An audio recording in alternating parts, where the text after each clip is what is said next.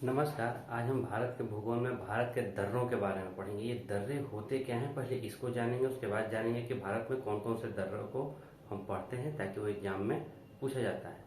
तो दर्रा किसे कहते हैं? दो पहाड़ों के बीच का प्राकृतिक रास्ता को दर्रा कहते हैं।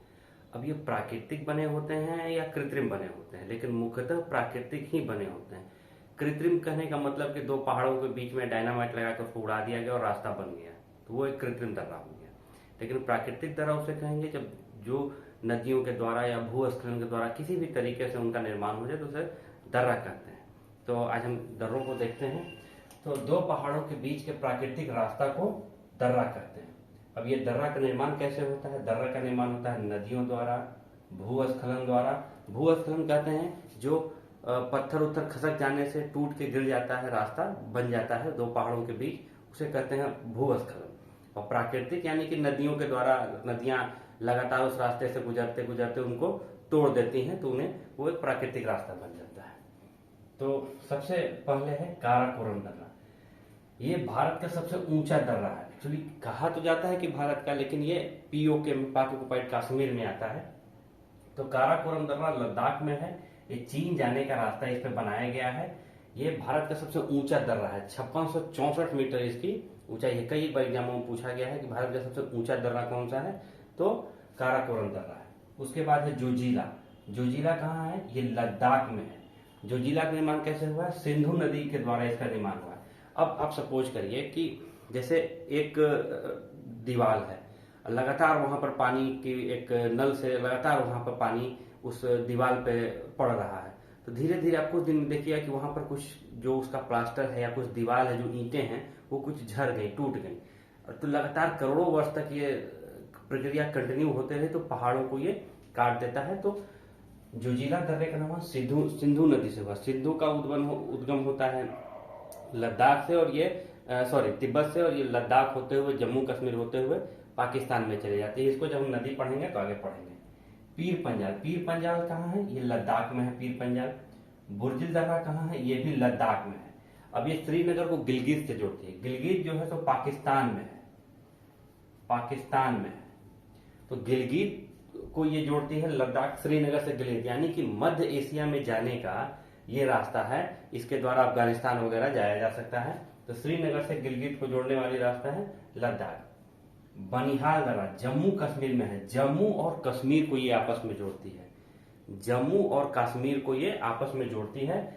इसी से जवाहर सुरंग इसी रास्ते में है, यानी कि बनिहाल दर्रे के ही रास्ते में जवाहर सुरंग भी है, और ये जम्मू और कश्मीर को जोड़ती है। शिवकिला। शिवकिला कहाँ है? हिमाचल प्रदेश में है। यहाँ से शिमला से तिब्बत जाने का रास्ता है। इसमें शिमला से तिब्बत जाने का रास्ता, इसका निर्माण कैसे हुआ है? सतलज नदी से इसका निर्माण हुआ है, यानी कि शिवकिला का निर्माण सतलज नदी के द्वारा हुआ है। फिर है रोहतांग दर्रा। रोहतांग दर्रा किसका है निर्माण? हिमाचल प्रदेश में है रोहतांग दर्रा। उसके बाद है बड़ा लाचर दर्रा। बड़ा लाचर दर्रा कहाँ है? ये भी हिमाचल प्रदेश में है। उसके बाद है लिपुलेख दर्रा, उत्तराखंड में है लिपुलेख दर्रा। और माना दर्रा। माना दर्रा उत्तराखंड में है, चीन का रास्ता है। तो अभी कुछ समय पहले इस पे विवाद हो गया था। यहाँ ये क्या है कि जब अगर आप देखिए तो इधर से ये हो गया आपको तिब्बत, और यहाँ पर है उत्तराखंड, इसको उत्तराखंड है ये उत्तराखंड। तो उत्तराखंड से यहाँ तिब्बत जाने के रास्ते में ये काफी ऊंची पहाड़ियां, बहुत ये रास्ता बहुत खतरनाक है। यहाँ से आना जाना इतना आसान नहीं, क्या है कि खड़ी ढाल वाली पहाड़ियां हैं, बहुत पत्थर उत्थर हैं, तो इस रास्ते से उतना आसान नहीं है जाना। लेकिन फिर भी उत्तराखंड जाने का चीन का रास्ता है। नीति दर्रा ये भी उत्तराखंड में है, और कैलाश मानसरोवर जाने का रास्ता है। कैलाश मानसरोवर जाने के दो रास्ते हैं वर्तमान में। एक हो गया नीति दर्रा और दूसरा हो गया ये लिपुलेख दर्रा, जो कि सिक्किम में है। लिपुलेख से होके नाथुला दर्रा। नाथुला दर्रा सिक्किम में है, जिससे होके हम चीन जाते हैं। तो ये उत्तराखंड वाला जो कैलाश मानसरोवर को जाने का जो रास्ता है, ये भी बहुत दुर्गम रास्ते हैं। यहाँ से जाना इतना आसान नहीं है, इसलिए इन रास्तों का प्रयोग उतना नहीं होता। नाथुला। नाथुला है सिक्किम में। दार्जिलिंग से तिब्बत जाते। अब दार्जिलिंग पड़ता है पश्चिम बंगाल में। मैंने आपको बताया था पिछले वीडियो में कि दार्जिलिंग जो है सो एकदम जाके सिक्किम में लगता है। भारत का एकमात्र ऐसा राज्य है पश्चिम बंगाल जिसकी सीमा सिक्किम से लगती है, और तीनों तरफ तीन अंतर्राष्ट्रीय बॉर्डर है। एक तरफ नेपाल है, दूसरे तरफ भूटान है, ऊपर में चाइना है।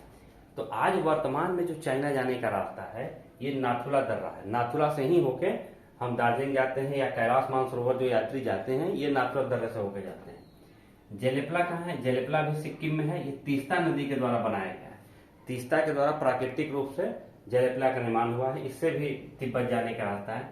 बोमडिला, बोमडिला कहाँ है? ये अरुणाचल प्रदेश में है। भारत का पूर्वोत्तर राज्य, सबसे पूर्वोत्तर राज्य है अरुणाचल प्रदेश। यहाँ से भी तिब्बत जाने का ये रास्ता है।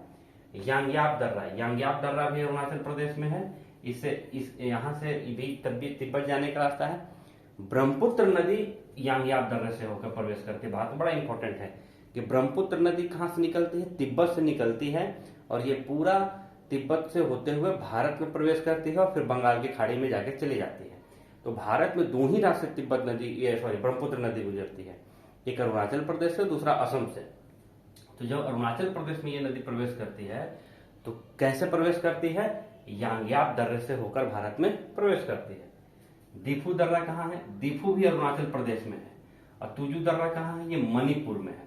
इससे म्यांमार जाने का रास्ता है, म्यांमार जाने का रास्ता। यानी कि अगर आज आपको तुजू, अगर आप म्यांमार जाना है तो आप किस रास्ते से होकर जाएंगे? तुजू दर्रा से। तुजू दर्रा कहाँ है? मणिपुर में है। अब कुछ प्रायद्वीपीय भारत के कुछ दर्रे हैं उनको हम जान लेते हैं। जैसे थाल घाट, थाल घाट मुंबई को नासिक से जोड़ता है। अब आपको पता है कि मुंबई और नासिक दोनों महाराष्ट्र में है। नासिक में अंगूर का पैदावार बहुत ज्यादा होता है, तो मुंबई और नासिक को थाल घाट जोड़ता है। भोर घाट कहाँ है? मुंबई और पुणे को जोड़ता है। अब पूना भी महाराष्ट्र में ही है, तो ये भोर घाट, ये सब पश्चिमी घाट के ये सब दर्रे हैं। पश्चिमी घाट के द्वारा ये आने जाने का रास्ता। इसी से सड़क मार्ग भी है, इसी से ट्रेन के द्वारा भी आप जा सकते हैं। तो थाल घाट मुंबई और नासिक को, भोर घाट मुंबई और पुणे को जोड़ता है। पाल घाट, पाल घाट जो है केरल और तमिलनाडु को जोड़ता है।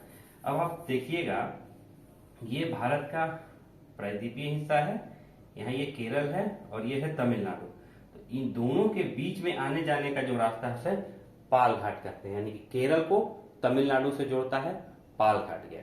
तो मुझे लगता है कि आज आपको ये दर्रा कुछ समझ में आ गया होगा, और नहीं समझ में आया होगा तो कमेंट करिएगा, फिर से इसको बताया जाएगा। धन्यवाद।